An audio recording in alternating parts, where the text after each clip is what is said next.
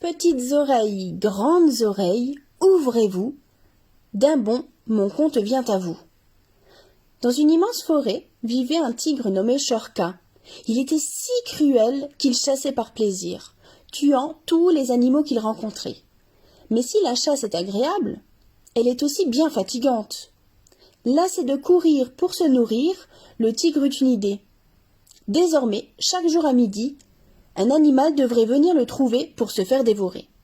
Si mon repas n'est pas là, ne serait-ce qu'une seule fois, je vous massacrerai jusqu'au dernier, rugit-il.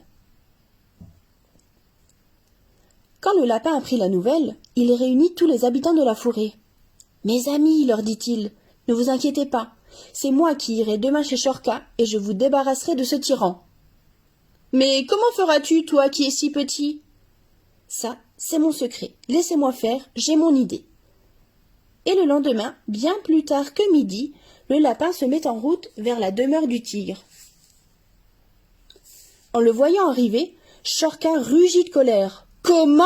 C'est une minuscule bestiole comme toi que j'ai pour déjeuner, alors que je suis affamé ?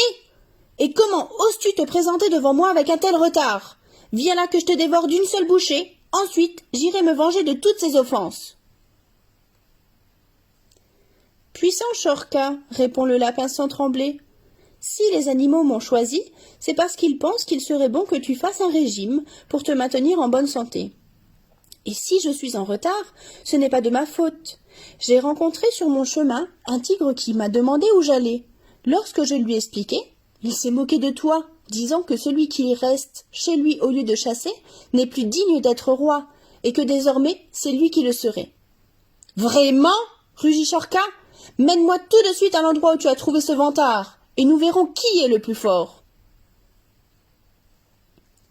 En quelques bonds, le lapin emmène Shorka jusqu'à un puits. « Puissant maître, c'est ici que se cache le tigre, au fond de ce château de pierre. »« Ah, le couard !» hurle Shorka. « Je vais tout de suite le déloger. » Il s'appuie sur le rebord du puits et regarde à l'intérieur.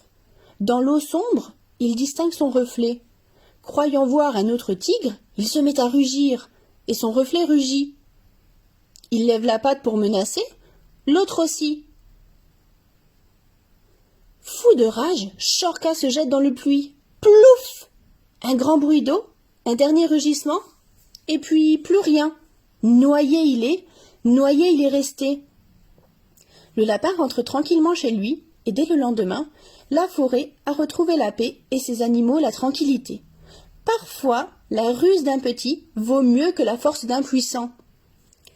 Petites oreilles, grandes oreilles, refermez-vous. Mon conte est dit, il est fini, c'est tout.